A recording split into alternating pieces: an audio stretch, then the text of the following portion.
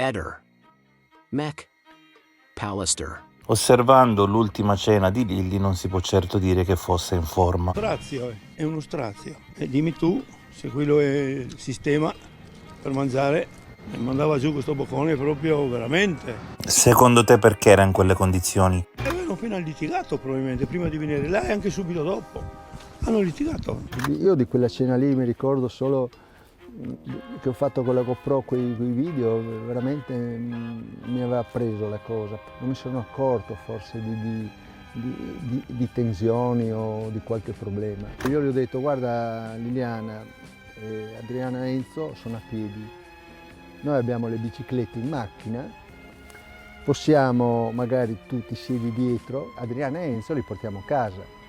Ma come mi sono girato, loro erano già andati via. Quella sera Sebastiano ha attaccato verbalmente Adriana tutta la sera e quando sono andati via la coppia non era in perfetta armonia. Lui ha detto, si è rotto il cellulare, vuole l'iPhone da 1.400 euro. Liliana ha fatto un gesto e gli ha detto ma che si arrangi. E poi hanno continuato a litigare in strada. E secondo me hanno continuato a litigare da novembre per questo iPhone. Assolutamente, mia nipote non mi ha mai chiesto un telefonino, assolutamente. La chiamiamo qua, vediamo se è vero. E poi c'è Claudio, che agli inquirenti parla di liti continue tra Sebastiano e Lilly, e in particolare di un diverbio sulle vacanze estive che la coppia ha poi passato a Karpathos, in Grecia, dove lei non voleva nemmeno andare. Perché non voleva andare perché non aveva interesse, cioè preferiva restare qua, obiettivamente. Non voleva andare per restare con te? Certo, è banalmente logico, non ci vuole tanto. Dopo ci vediamo e ne parliamo, ok? Dietro a quelle 4 parole dovevano esserci veramente dei fatti, successi, eccetera. Chiaro, cioè non vai a intavolare un discorso di quel tipo per telefono.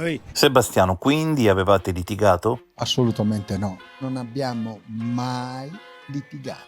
Ma hai sentito che Claudio dice ben altro? Quello che dice Claudio, scusa, sono parole sue, da provare. Quando uno dice qualcosa deve provare, non può dire così certe cose. Ma Sebastiano, tu le tue dichiarazioni immutevoli le hai sempre provate coi fatti? Io ho spiegato perché lui dice che avevamo litigato, che ci hanno visto litigare, e ho spiegato. Ma adesso ci sono tanti amici a dire che avete litigato, non solo Claudio. Amici di chi? Sono loro cose che dicono loro, cioè io ti dico la mia. Non posso smentire quello che dicono loro, io ti dico quella che è la mia cosa del cuore. Ti convincono le versioni di Sebastiano? A me sinceramente no, perché ho letto gli atti e ci sono tantissime cose che non quadrano, a partire dalla prima denuncia di scomparsa che fa il signor Visintin. Parliamo delle liti adesso. Anche delle liti, io ho parlato con degli non amici. Di quello che ha detto. Sì, va bene, allora parliamo delle liti. A proposito anche della lite, il marito di Adriana ha detto che voi quella sera avete discusso quando siete usciti, quando siete andati via. Parliamo delle liti adesso. Anche delle liti, io ho parlato con degli non amici. Di quello che ha detto. Sì, va bene. Allora parliamo delle liti. A proposito anche della lite, il marito di Adriana ha detto che voi quella sera avete discusso quando siete usciti, quando siete andati via. Enzo, il marito, emerge questo litigio, questa discussione che sarebbe avvenuta dopo questa cena. Così come anche sul fatto del cellulare che è stato detto nel servizio. Non lo dicono soltanto gli amici Laura e Pino di questo litigio, ma lo dicono anche questi amici rumeni. Lui ha parlato con la sottoscritta e ha detto di questo fatto, che effettivamente c'era stato. Tua nipote voleva un iPhone da 1.400 euro. Assolutamente no. Io dei telefoni a mia nipote non ho mai regalato, possiamo chiamarla, io non ho mai dato. Ma è vero che glielo volevi comprare? Assolutamente no. A parte che io e Liliana non abbiamo mai comprato un telefono nuovo, abbiamo sempre preso roba usata. Io ho degli amici che hanno un negozio, quando hanno un telefono, se lei me l'avesse chiesto, molto probabilmente gliel'avrei preso. Io posso smentire tutto dicendo che tutti i telefoni che noi abbiamo a casa, che aveva Liliana, che avevo io, non sono mai stati comprati, solo usati, di seconda mano. Niente di quello che abbiamo a casa dalle biciclette alle macchine fotografiche, a tutto qua. Io non ho mai comprato una cosa nuova. Queste cose se le ha inventate il signor Claudio, perché poi quel telefono che io ho promesso a mia nipote, io aspettavo di questo mio amico che ogni 2 anni comprava un telefono da lui cambiava ogni 2 anni il telefono e mi dava questo telefono usato, posso dirti per 500 euro, l'iPhone, che uno l'abbiamo dato anche a Veronica, figlia di Sergio. Mio figlio mi aveva detto, guarda che Angelica voleva se gli prende un telefonino, Angelica voleva se gli prende un telefonino, ho detto guarda aspetta un po' perché appena questo mio amico mi avverte io lo prendo. Io ho dato il telefono a Angelica, li aveva già comprati altri, però si vede che non si trovava bene, mio figlio mi ha detto guarda che vorrebbe avere un iPhone, ho detto aspetta un attimino appena che il mio amico, infatti l'ho chiamato, gli ho detto quando è che cambi il telefono? Non lo so, però a breve. E quindi Sebastiano, chi è che inventa fesserie? Non lo so. Dopo tuo fratello ora hai problemi anche con i tuoi amici rumeni che inventano quindi cose su di te, forse nemmeno ti parlano più. No, questa è la cosa che mi stupisce, comunque ognuno dice le sue cose. Tutti gli amici però, tutti gli amici, anche l'amico della Carnia, signor Visentini, lei era molto amico di quest'uomo. È vero. Perché quest'uomo non le parla più però, insomma, perché non le parla più? Perché fa parte di questa banda degli onesti che ma cosa tutti parlano, che lei cosa ha detto? Dicono queste cose qua, non lo so, io non sono qua per giustificare queste cose qua, io sono qua per sapere com'è morta mia moglie e lo vogliamo sapere come, quando e perché, non per gli amici del telefonino, ma dove siamo? Scusa, No. Voglio dire, io sono sorpreso da un paio di giorni di aver visto questo video, delle cose della polizia, del sopralluogo, delle cose, veramente io sono veramente sconvolto. Adesso stiamo parlando degli amici che hanno detto robe di 2 anni fa. Tu pensi che io mi ricordo esattamente quello che è successo 2 anni fa, del telefonino, che parlavo, di quello, di quell'altro? Ma dove siamo? Quando Liliana venne ritrovata tu ti trovavi sul luogo all'interno di un'auto ed esclamasti che nella tua vita ne avevi viste tante, ma una cosa del genere non l'avevi mai vista. Come mai? Guarda, io ero presente, una persona che non conosco mi ha raccolto su perché eravamo in un ristorante e mi ha portato sul posto. Io sono sceso, ho visto i fari dei vigili del fuoco che stavano armeggiando, le luci, queste cose qua. Ho detto potrei vedere se è mia moglie, non mi è stato permesso. Io sono rimasto lì scioccato, sono stato quasi un'ora lì e questo video, guarda, io ho seguito tantissimi omicidi, guarda, sono stato sui posti, però una cosa così non l'ho mai vista. Ah, guarda caso non l'hai mai vista, oggi effettivamente lo puoi dire perché l'hai vista, ma allora come facevi a dirlo? Veramente un modo di agire, di fare su un corpo, il corpo di mia moglie.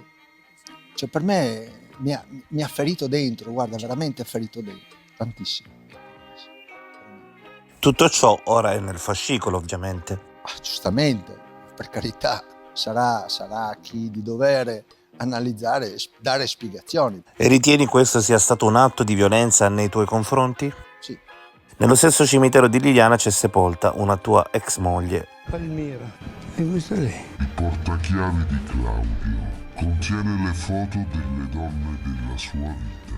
Su un lato c'è l'immagine della moglie Palmira e sull'altro quella di Lilli.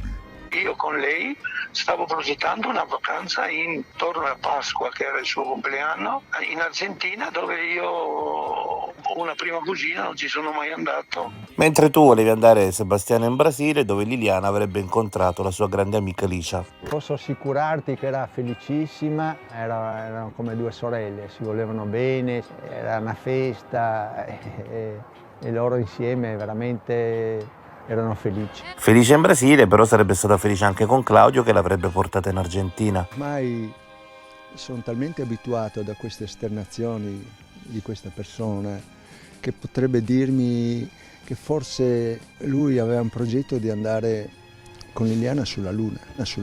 Ma avevamo 1000 progetti, dovevamo andare a fare il sentiero di Santiago. E questo dimostra quanto quest'uomo abbia una fantasia, un qualcosa dentro che comunque andrebbe analizzata da qualche persona che comunque ne capisce qualcosa. Un giorno, mentre accompagnavi Lilli da delle sue amiche, si scopre che Sebastiano la sta seguendo. Poteva essere ottobre, io l'ho portata dove c'è il bar che è a San Giacomo, il campo San Giacomo, andando su di qua, io guidavo e stop, non l'ho visto dopo nello specchietto retrovisivo che era là, dietro. E lui è riuscito a vederti? Ma secondo te no?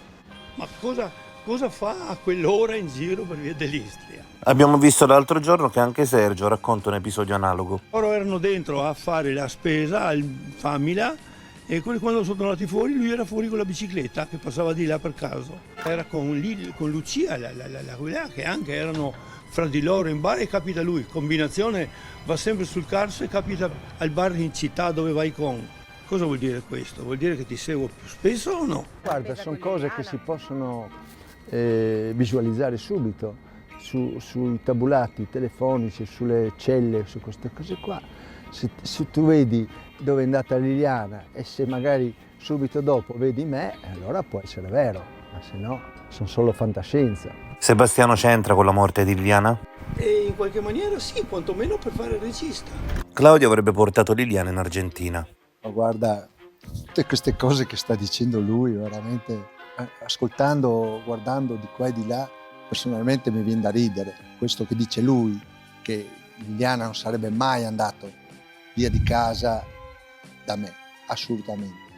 Ecco, che lui dica che volevamo andare in Argentina è ancora proprio assolutamente. I familiari di Liliana credono a Sebastiano e alle sue versioni. Ah no, non credono a Sebastiano, ma semplicemente perché dagli atti è impossibile credere a Sebastiano. Adesso queste potrebbero anche essere frutto di fantasie, e va bene, o fantascienza come dice il signor Visintin, però negli atti Sebastiano ha mentito, perché se prendiamo la denuncia di scomparsa e prendiamo per esempio l'ultima SIT di Sebastiano del 28 novembre, non corrispondono i dati. Sebastiano dice che alle 16 nella denuncia di scomparsa inizia a preoccuparsi, ad essere preoccupato per la moglie perché non torna a casa.